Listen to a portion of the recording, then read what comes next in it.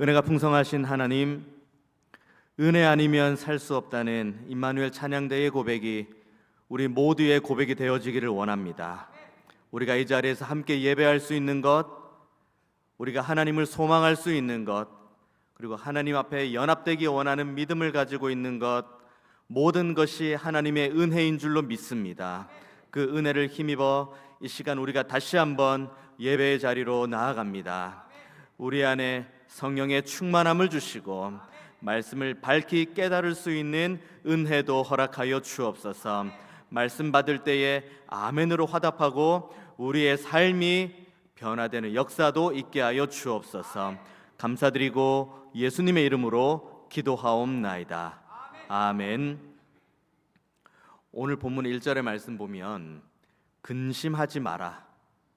주님께서 제자들을 향해서 근심하지 말라고 말씀을 합니다. 그러면 제자들은 지금 근심하고 있다는 걸 의미합니다. 근심하고 있지 않는데 근심하지 말라고 말하는 사람은 없기 때문이죠. 그러면 우리는 이 본문을 대할 때 제자들이 지금 뭐 때문에 근심하고 있나를 먼저 살펴보아야 됩니다. 오늘 제자들이 가지고 있는 근심의 이유는 저와 여러분이 오늘 함께 나눈 본문 14장보다 앞서 있는 13장 말씀에 자세히 기록되어 있는데 13장은 크게 세 가지가 나와 있습니다. 6월절에 예수님께서 제자들에게 먹을 것도 주시고 그리고 그 발도 씻기는 그 섬김을 주시면서 너희 중에 하나가 나를 팔게 될 거다라고 말씀을 하십니다.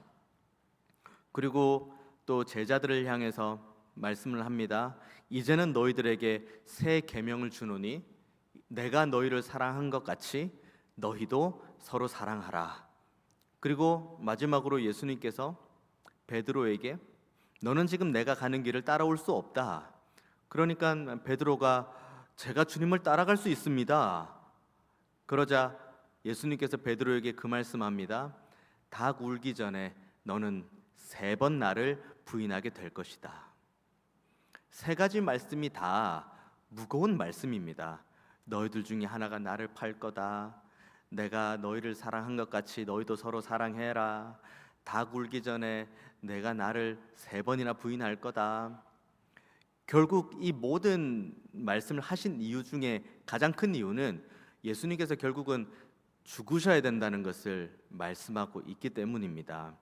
그런데 문제는 제자들이 근심을 하는 이유는 우리가 사랑을 못해서도 아니요, 우리가 예수님을 따라가지 못함도 아니요, 그리고 누가 파는지에 대해서 걱정하고 근심하는 것도 아닙니다.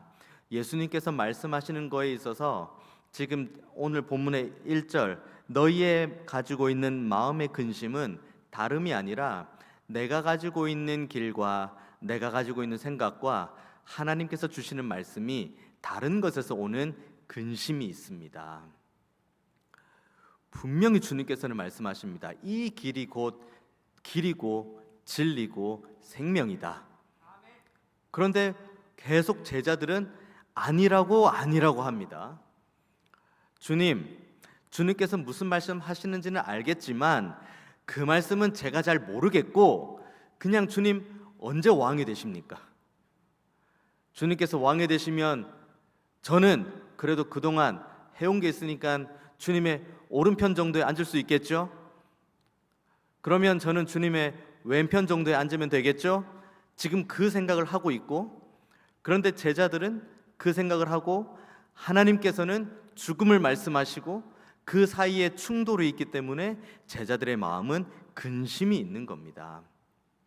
이 모든 일들을 다 겪고 이제 성령의 충만함을 받은 베드로 사도가 이후에 기록한 베드로전서 3장 14절 15절의 말씀은 이렇게 기록되어 있습니다. 제가 한번 읽어보겠습니다. 그러나 의를 위하여 고난을 받으면 복 있는 자니 그들이 두려워하는 것을 두려워하지 말며 근심하지 말고 너희 마음에 그리스도를 주로 삼아 거룩하게 하고 너희 속에 있는 소망에 관한 이유를 묻는 자에게는 대답할 것을 항상 준비하되 온유와 두려움으로 하고 선한 양심을 가지라. 두려워하지 말라고 합니다. 근심하지 말라고 합니다. 그런데 그 이유를 앞부분에 이야기하는데 그러나 의를 위하여 고난을 받으면 복이 있다. 우리가 이 본문 말씀을 받으면 아멘으로 화답을 하지만 우리 중에 그 누구도 고난받는 것 원하지 않고, 우리 중에 그 누구도 어려움 가운데 있는 것 원하지 않고, 우리 중에 그 누구도 문제에 빠지는 것은 원하지 않습니다. 모두가 형통했으면 좋겠고, 눈물 없었으면 좋겠고, 아픔과 한숨이 없었으면 좋겠고, 고난은 나랑 상관이 없었으면 좋겠는데, 베드로 사도가 이 모든 일련의 일들을 다 겪은 다음에 베드로 사도가 주시는 말씀은 의를 위하여 고난을 받으면 복이 있다. 그렇기 때문에 그들이 두려워하는 것을 두려워하지 말며 근심하지 말라. 여기서 말하는 그들은 하나님을 모르는 이들이겠죠. 하나님을 모른다고 하면 다른 것에 있지 않습니다. 내가 지금 겪고 있는 고난, 내가 지금 겪고 있는 어려움, 내가 지금 겪고 있는 문제, 이 모든 것들이 우연히 나에게 온 거다. 그리고 이 모든 것들이 이유도 모르겠다. 그리고 이 모든 것들이 나로 하여금 화가 나게 만든다, 갈 길이 답답하게 만든다, 낙심하게 만든다, 어렵다. 여기에만 머물러 있으면은 하나님을 모르는 이들입니다. 그런데 여기 본문을 보십시오. 의를 위하여 고난을 받으면 복이 있다. 왜 의를 위하여 고난을 받는데 복이 있다고 베드로 사도가 말할까? 고난도, 문제도, 그리고 각자가 가지고 있는 어려움도, 이 모든 것도 결국은 하나님께서 허락하신 것이라는 믿음. 하나님께서 허락하셨기 때문에 고난도 겪고, 하나님께서 허락하셨기 때문에 문제도 있고, 하나님께서 허락하셨기 때문에 눈물도 있다. 그러면 고난을 당하는 자가 오히려 복이 있다고 말할 수 있는 유일한 이유는 이 모든 고난, 어려움, 문제가 하나님으로부터 왔기 때문에 하나님 앞에 무릎을 꿇을 수가 있기 때문입니다. 모든 이들을 향해서, 그러니까 우리가 모든 이들에게 우리가 소망의 것들을 대답할 수 있는 유일한 대답은 살아계신 삼위일체 하나님이십니다.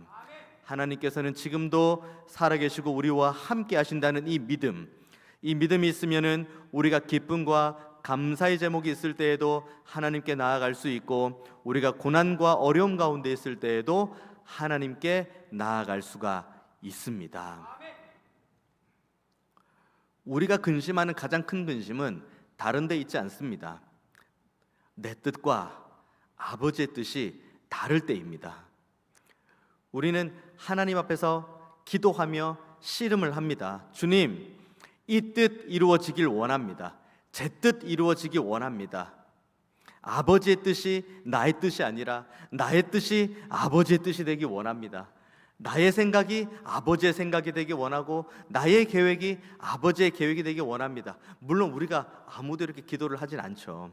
그런데 우리가 하나님 앞에 간구하고 기도하고 그 뒤에 우리가 근심하는 내용들을 가만히 살펴보면, 우리의 기도의 뒤안길과 우리가 걸어가는 믿음의 뒤안길을 가만히 살펴보면 내 원대로 마옵시고 아버지의 원대로 되기 원합니다. 내 생각과 내 뜻이 아닌 아버지의 뜻과 아버지의 인도하심 따라 가기를 원합니다 라고 아버지의 뜻, 하나님께서 우리에게 허락하신 그 뜻에 우리의 삶을 맞추면 사실 근심도 되고 걱정도 되지만, 근심과 걱정보다는 기도의 자리로 나아가는 우리의 발걸음이 더 많이 있어야 됩니다. 하나님께서 우리에게 보여주시는 이 길, 하나님께서 우리에게 보여주시는 은혜, 하나님께서 우리에게 보여주시는 뜻은 완전합니다. 하나님께서 우리에게 말씀을 주시죠. 신약, 구약, 3927, 66권, 이 66권의 말씀은 1.1획의 오류가 없는 하나님의 말씀입니다. 주님께서 다시 오실 때까지 이 말씀은 절대로 변하지 않고, 이 말씀은 없어지지도 않고, 이 말씀은 흔들리지도 않습니다. 하나님께서 우리에게 주시는 말씀은 완전한 말씀입니다. 그렇기 때문에 우리는 완전하신 하나님의 말씀 앞에, 그리고 완전하신 하나님의 말씀을 주신 하나님의 전능하심과 전지하심 앞에 우리의 모든 것들을 내어 맡겨야 됩니다. 그때 비로소 우리는 근심이 없습니다. 그때 비로소 우리는 걱정이 없습니다. 우리가 걸어가는 길이 십자가의 길이고 고난의 길이고 사망의 음침한 골짜기고 눈물 골짜기라 해도, 그래도 우리가 하나님과 함께 동행하고 하나님께서 우리에게 허락하신 은혜가 이만큼 크다는 믿음을 가지고 있으면 우리는 근심과 걱정 대신에 찬양으로 하나님께 영광 올려드릴 수가 있습니다. 오늘 본문 말씀 2절 말씀 3절 말씀 보십시오. 내 아버지 집에 거할 곳이 많도다. 그렇지 않으면 너희에게 일렀으리라. 내가 너희를 위하여 거처를 예비하러 가노니 가서 너희를 위하여 거처를 예비하면 내가 다시 와서 너희를 내게로 영접하여 나 있는 곳에 너희도 있게 하리라. 우리의 유일한 중보자 예수님, 우리 모두는 죽음을 피할 수가 없습니다. 죽음 이후에 우리는 하나님 앞에서 그 심판대 앞에 서게 되겠죠. 우리는 연약하고 우리는 죄가 많은 인생입니다. 그럼에도 불구하고 우리가 하나님의 나라에 갈 수 있는 이유가 무엇입니까? 지금도 하나님의 보좌 우편에서 우리를 위해 중보하시는 예수님의 은혜가 있기 때문입니다. 지금 우리가 이 자리에서 함께 예배할 수 있는 것도 하나님의 전적인 은혜이고 우리가 살아 숨쉬는 것도 하나님의 은혜입니다. 2절의 말씀 3절의 말씀을 통해서 우리가 알 수 있는 것처럼 주님께서는 지금 하늘 보좌에서 그 우편에서 우리를 위해서 중보하고 우리가 거처할 곳을 예비하러 가신다고 말씀하셨는데, 그러면 주님께서 보여주신 그 길은 완전한 길, 주님께서 우리 앞에 보여주신 그 은혜의 길, 십자가의 길은 우리가 반드시 가야 될 길, 이 은혜의 길을 저와 여러분이 근심 없이 함께 걸어가게 되기를 원합니다. 그런데 5절의 말씀 보십시오. 도마가 이르되 주여 주께서 어디로 가시는지 우리가 알지 못하거늘 그 길을 어찌 알겠사옵나이까. 도마가 궁금해서 이걸 물어보는 건 아닙니다. 지금 도마가 정말 믿음을 가지고 주님, 우리가 어디로 가야 될지 모르겠는데 어느 길로 갈지 주님께서 말씀해 주시면 우리가 그 길로 가겠습니다 라고 지금 도마가 정말 믿음 가지고 궁금해서 질문하는 게 아닙니다. 그 이유가 뭐냐면 지금 13장 아니면 더 나아가서 복음서 내내 주님께서는 지금 제자들에게 길을 계속 말씀하고 계셨습니다. 심지어 도마가 지금 질문한 5절의 앞선 1절, 2절, 3절, 4절은 주님께서 지금 어디로 가는지에 대한 길을 분명하게 말씀하고 있음에도 불구하고 도마는 여전히 주님에게 주님, 우리가 그 길을 알지 못하는데 어떻게 갈 수 있습니까? 주님, 그 길을 말해주세요라고 합니다. 주님께서 말씀하시는 길을 인정하고 싶지 않고 그 길을 알고 싶지도 않고 그 길을 따라가고 싶지도 않은 거예요. 그러니까 도마가 지금 계속 다른 얘기를 지금 주님 앞에 하고 있는 겁니다. 더 나아가서 빌립은 보십시오. 오늘 저희 여러분 읽지 않았지만 우리가 읽은 본문 뒷부분의 8절 말씀, 요한복음 14장 8절 말씀 보면 빌립이 이렇게 말씀합니다. 빌립이 이르되 주여 아버지를 우리에게 보여주옵소서. 그리하면 족하겠나이다. 정말 주님을 보기 원하는 믿음으로 지금 빌립이 이 얘기를 했을까요? 아닙니다. 주님, 그 아버지의 영광도 모세는 그 바위 틈에서 그 뒷모습만 살짝 봤습니다. 그리고 대제사장이 그 회막문 안으로 들어가서 제사하는 동안 많은 사람들은 그 장막 안으로 들어갈 수도 없었습니다. 많은 회중들은 하나님의 영광을 보는 것만으로도 넙죽 엎드릴 뿐이고, 죄가 있는 상태에서 하나님의 영광을 보면 그건 바로 죽음으로 갈 수밖에 없는 길입니다. 그런데 지금 빌립이 뭐라고 이야기합니까? 주여 아버지를 우리에게 보여주옵소서. 그리하면 족하겠나이다. 주님 보여주세요. 뭔가 기적 좀 보여주세요. 그럼 우리가 믿겠습니다. 지금 그 얘기를 하고 있습니다. 지금 주님께서 보여주신 기적이 어디 한두 개입니까? 여기까지 요한복음 14장까지 오는 이 길목에서 주님께서 보여주신 기적은 수많은 기적입니다. 나중에 요한이 기록하죠. 하늘을 두루마리 삼고 바다를 먹물 삼아도 주님께서 하신 모든 일들을 다 기록할 수 없다. 이건 우리가 찬양으로도 영광 올려드리지 않습니까? 지금 제자들은 그 모든 것들을 봤음에도 불구하고 주님, 영광을 보여주시면 제가 따라가겠습니다. 그 길을 갈 생각이 없다는 거죠. 그 길을 지금 제자들은 가고 싶지도 않고 가기도 싫고 주님께서 말씀하신 그 십자가의 길, 그 길은 도저히 인정하고 싶지도 않고 주님 말씀은 다 모르겠고 주님이 언제 왕이 되십니까? 그러면 누가 주님 오른편에 있습니까?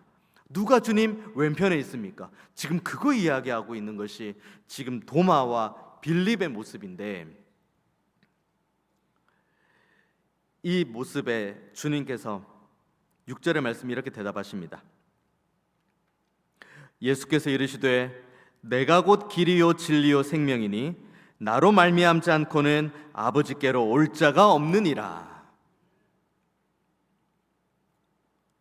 너희들이 무슨 생각을 하든, 너희들이 어떤 생각을 하든 내가 곧 길이요 진리요 생명이다.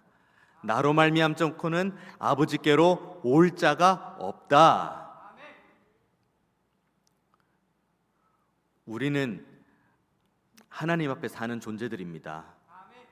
단 한순간도 하나님의 존전 앞에서 떠날 수가 없는 존재입니다. 손바닥으로 하늘을 가릴 수 있습니까?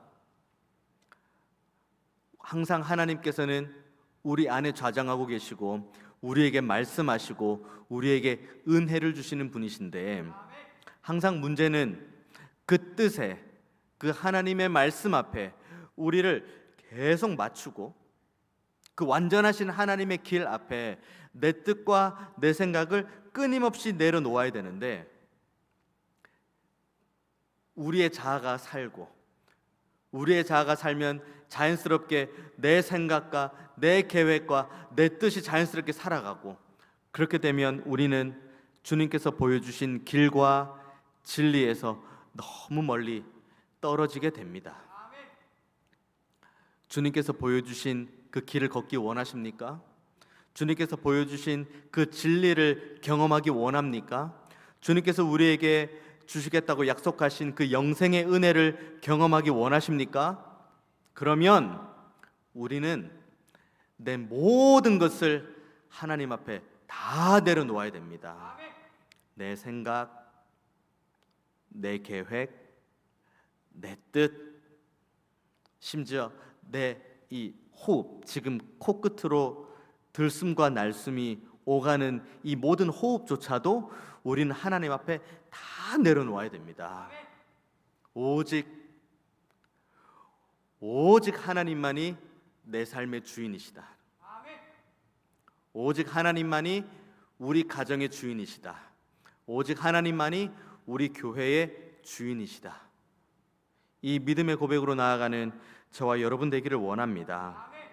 주님께서 십자가에 못 박혀 죽으시면서 대제사장만 들어갈 수 있는 이 성전 안에 있는 긴 휘장이 위에서부터 아래로 찢어졌습니다. 오늘 우리에게 주신 말씀, 내가 곧 길이요 진리요 생명이니 나로 말미암지 않고는 아버지께로 올 자가 없다라고 말씀하신 이 약속의 말씀이 성취가 된 것입니다. 그리고 이제는 우리도 하나님의 말씀을 붙들고 언제든지 하나님의 존전으로 나아갈 수가 있는데, 특별히 이 진리라는 단어에는 요한일서 5장 20절에 똑같은 말이 있는데 한번 제가 읽어보겠습니다. 또 아는 것은 하나님의 아들이 이르러 우리에게 지각을 주사 우리로 참된 자를 알게 하신 것과 또한 우리가 참된 자 곧 그의 아들 예수 그리스도 안에 있는 것이니 그는 참 하나님이시요 영생이니라.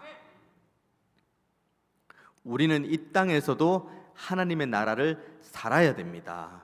우리가 여기에서는 막 아웅다웅 살다가 그래 내가 죽으면 천국 가지, 하나님 나라 가지, 물론 이것도 맞는 말씀입니다마는 지금 하나님께서 우리에게 주신 이 삶의 여정, 이 삶의 자리에서도 우리는 충분히 하나님의 나라를 살아갈 수가 있습니다.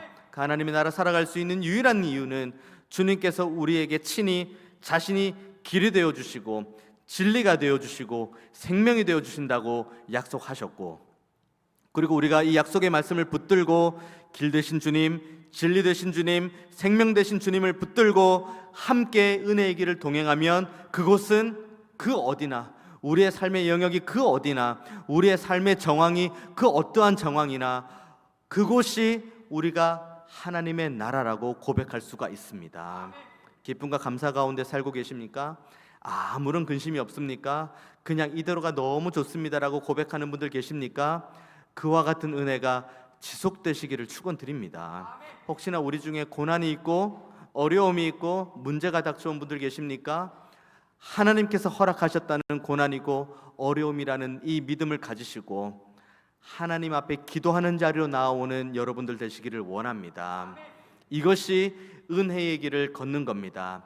지난 특세 2주 동안 우리가 함께 특세를 나누면서 특세의 주제는 은혜의 길을 함께 보는 거였습니다. 그리고 그 길을 우리가 신구약에 있는 다양한 본문을 통해서 함께 살펴보았습니다. 특별히 특세의 마지막 날인 금요일에는 로마서 15장의 말씀을 가지고 함께 저와 여러분이 말씀 나누었는데, 로마서 15장에서의 핵심은 연합이었습니다. 연합으로 함께 걷는 길인데, 그러면 우리가 생각하는 연합은 가족 간의 연합인가 보다, 이웃 간의 연합인가 보다, 교회 성도님들과의 연합인가 보다 라고 우리가 생각할 수 있지만, 그 연합도 물론 맞는 연합입니다마는 가장 앞선 연합은 하나님과의 연합입니다. 하나님께서 지금 나를 얼마나 사랑하시는지, 하나님께서 지금 나에게 어떠한 은혜를 주시는지, 그리고 하나님께서 지금 나를 어떠한 긍휼히 여기심으로 나를 용서하시고 용납하시는지, 이것을 우리가 알고 믿고 사랑으로 고백하는 것이 하나님과의 연합입니다. 우리가 하나님과의 이 거대한 연합 안에 있을 때 우리는 그때 비로소 하나님 앞에서 찬양으로 영광 올려드릴 수 있고, 그리고 하나님 앞에 모든 문제와 고난과 아픔과 눈물도 다 앓을 수 있고, 그리고 우리에게 기쁨의 날과 은혜의 날을 허락하실 주님을 향해 소망할 수가 있습니다. 바라기는 이 은혜의 길을 저와 여러분이 함께 걷는 가운데 먼저는 하나님과의 연합이 있게 되기를 축원드립니다. 우리는 하나님의 사랑을 받은 존재입니다. 하나님의 용서를 받은 존재입니다. 하나님으로부터 용납받은 존재입니다. 그리고 하나님으로부터 한량없는 은혜를 받은 존재입니다. 그러면 이제는 이 받은 은혜와 사랑과 용서와 용납으로 이제는 우리의 가정 가운데로, 우리의 이웃 가운데로, 그리고 우리가 교회 가운데로 함께 나아가는 겁니다. 이제 연말 지내고 또 연초를 또 지내는 가운데 이제 재직 임명을 앞두고 있고, 그리고 재직회와 공동회를 준비하고 있고, 그리고 여러 가지 사역들을 숱하게 하고 있습니다. 그 종이를 붙들고 그 명단을 붙들고 몇 번이나 기도했는지 모르겠습니다. 그런데 함께 대화하는 수많은 성도님들 중에 저를 걱정해 주시는 분들도 많이 계시고 저를 근심해 주는 분들도 많이 계시는데, 이 자리를 빌어서 감사의 말씀을 드립니다. 그런데 저는 근심과 걱정을 하시는 분들에게 오히려 제가 대답드리는 것은, 저는 그렇게 크게 걱정이 되지 않습니다, 저는 그렇게 크게 근심이 되지 않습니다 라고 오히려 답을 드립니다. 내 것이 아니기 때문입니다. 우리의 가정은 우리의 것이 아닙니다. 우리의 교회는 우리의 것이 아닙니다. 우리의 가정은 하나님의 것이고 우리의 교회도 하나님의 것입니다. 그리고 우리가 알고 믿는 하나님은 전능하신 하나님이십니다. 전지하신 하나님이십니다. 하나님께서 이렇게 보십니다. 우리의 가정을 이렇게 보시고는 만약에 뭔가 필요한 게 있습니다. 하나님 보시기에 그럼 하나님 안 주실까요? 우리의 교회를 봅니다. 하나님께서 우리 교회를 이렇게 보시면서 우리 교회에 필요한 것이 만약에 있다고 한번 가정해 봅시다. 그걸 하나님께서 청주중앙교회에는 이것이 지금 필요하겠구나 라고 하나님께서 마음 가운데 그 생각이 있으시다면 안 주시겠습니까? 하나님께서 뭐 부족하셔가지고 다른 데 가가지고 빌려와가지고 이거 내가 빌려왔으니까 일단 급한 대로 이거 한번 쓰고 나중에 내가 이거 갚을 텐데, 우리 하나님은 그런 분이 아니십니다. 하나님은 전능하신 분이십니다. 하나님은 완전하신 분이십니다. 하나님께서 말씀하시면 이루시는 분이십니다. 우리는 그 하나님을 향한 믿는 믿음이 있기를 원합니다. 근심이 있으면 기도하면 됩니다. 걱정이 있으면 기도하면 됩니다. 기쁨과 감사의 제목이 있으면 찬양하면 됩니다. 복잡하게 생각하지 맙시다. 우리 하나님은 우리가 하나님 앞에서 머리를 이렇게 한번 생각을 하는 거예요. 내가 이렇게 기도하면 하나님께서 이렇게 해주실까? 내가 막 이렇게 생각하면 하나님께서 막 이렇게 해주실까? 하나님은 정말 전지전능하신 분이십니다. 우리가 믿음으로 고백한 것, 태초에 하나님이 천지를 창조하셨다. 온 우주 만물을 창조하셨답니다. 우리가 그걸 늘 믿음으로 고백합니다. 그런데 우리는 왜 근심하고 걱정하고, 근심 걱정까지는 그래요. 근심 걱정까지는 할 수 있다고 가정해 봅니다. 그러면 근심 걱정이 있다면 우리는 어디로 나아가야 됩니까? 하나님께로 나아가면 됩니다. 하나님의 것이니 하나님께서 책임지시겠죠. 너무 무책임한 것처럼 들리나요?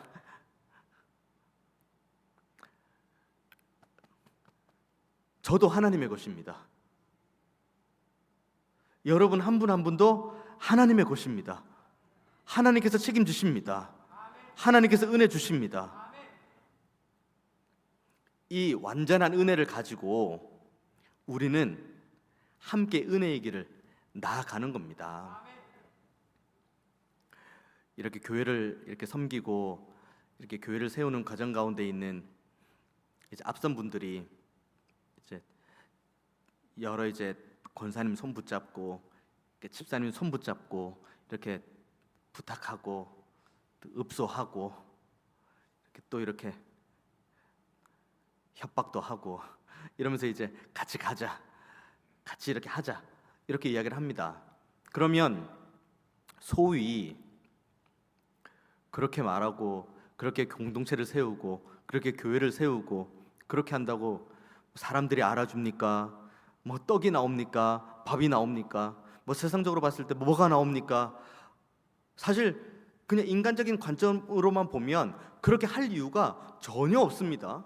그런데 그렇게 하는 이유가 뭐죠? 왜 공동체를 보고 안타까워하고, 왜 우리 가정을 보고 눈물을 흘려야 되고, 왜 이것을 보고 한 번 더 같이 하자고, 우리 같이 한번 해보자고, 같이 한번 섬겨보자고, 우리 같이 한번 수고해보자고 왜 손을 맞잡고 부탁을 합니까? 이것이 하나님께서 보여주신 은혜의 길을 가는, 함께 걷는 길이기 때문입니다. 하나님의 은혜를 먼저 받았기 때문에 그것이 가능하게 됩니다. 교육부서를 봅니다. 주님, 우리 교육부서를 살려주세요. 우리의 다음 세대를 살려주세요 라고 우리가 기도하고 간구하는 것만큼이나 우리는 다음 세대를 섬기는 교사의 자리로 나아가야 됩니다. 이렇게 또 분위기가 차가워질 줄은 정말 생각도 못했습니다. 예배가 예배되기를 원합니다. 정말 교회가 교회되기 원합니다. 우리가 기도하고 간구하면 기도하고 간구하는 것만큼이나 예배를 섬기는 자리, 교회를 세우는 자리로 우리가 앞장서서 나아가야 됩니다. 뭐 세상 사람들은 이야기할 수 있죠. 아이고 뭐 그렇게 교회를 섬기고 그렇게 예배를 세우고 뭐 그렇게 자기 시간, 자기 물질 내어가면서 그렇게 수고하고 섬기면 야 돈이 나오냐, 떡이 나오냐, 밥이 나오냐? 하나님의 은혜가 있습니다. 하나님의 은혜가 있습니다. 어떤 선생님이 그 특별 새벽 기도회 때마다 항상 그 고등부 선생님이었는데 아이들을 데리고 늘 특별 새벽 기도회 때마다 데리고 오는 분이 계셨습니다. 고등부 아이들, 그러니까 본인이 섬기는 반 아이들 한 5-6명 정도 되는 그 아이들을 데리고 오는데 그 고등부 아이들이 특별 새벽 기도회 때 기쁨으로 나오는 마음이 있었을까요? 4시 반이다. 와, 오늘은 새벽 예배 있는 날, 너무 기쁜 날, 너무 좋은 날, 너무 행복한 날, 이 마음으로 새벽에 일어날까요? 아니에요.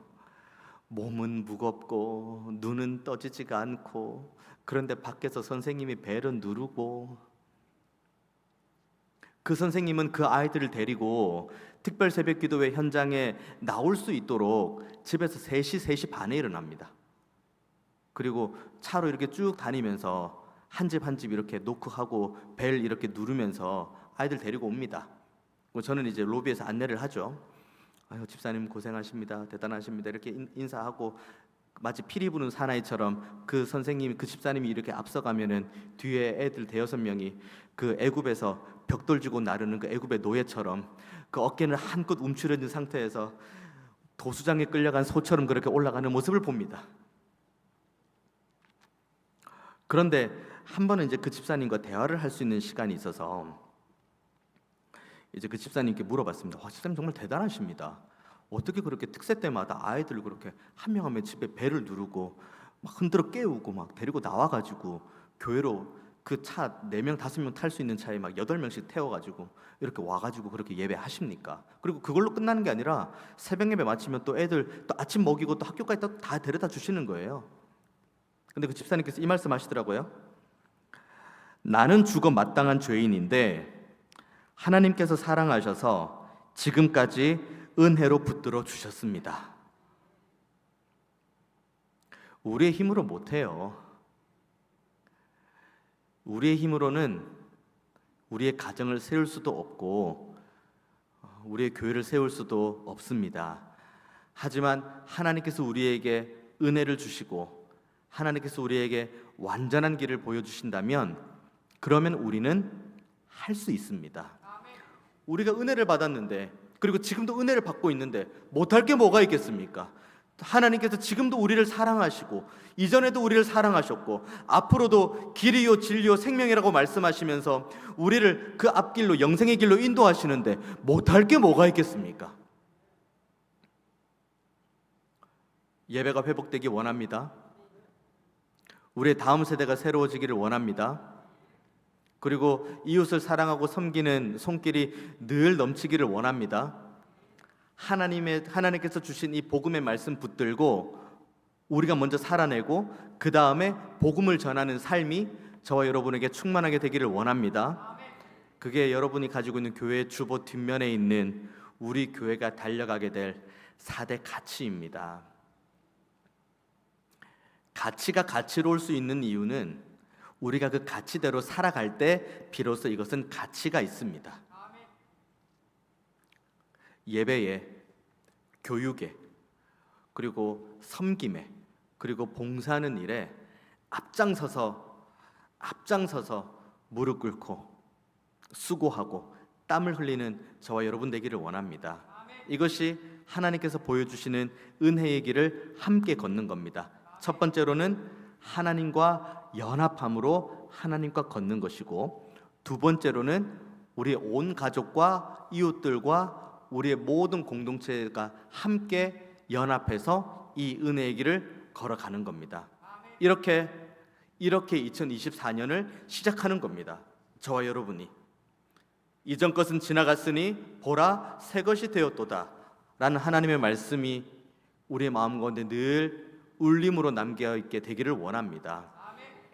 그래서 올 한 해 은혜의 길을 함께 걷기 원함으로 우리가 하나님과 연합하고 우리의 공동체와 함께 연합할 때 우리의 예배가 살아나고 우리의 다음 세대가 회복되고 구령의 열정을 가지고 복음을 전하는 발걸음이 아름다운 발걸음으로 이어지고 주변의 이웃을 섬기는 우리의 손길이 날로 많아지게 될 줄로 믿습니다.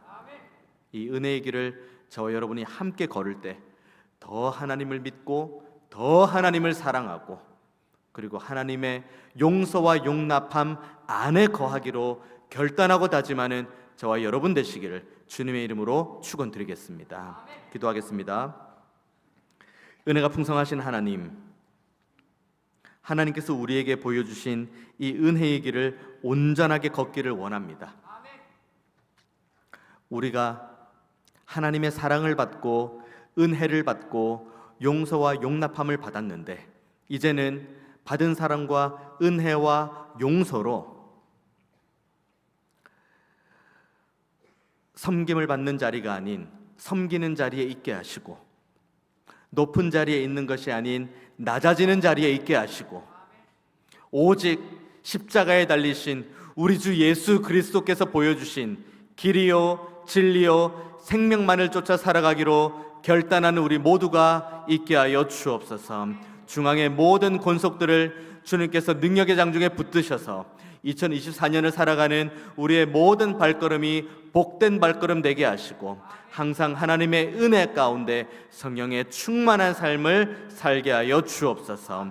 감사드리고 예수님의 이름으로 기도하옵나이다. 아멘.